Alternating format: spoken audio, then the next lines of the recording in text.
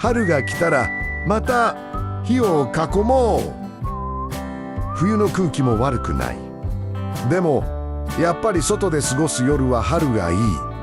相棒はいつもの日産クリッパー。焚き火を眺めて湯を沸かしてただ静かな時間を楽しむだけ。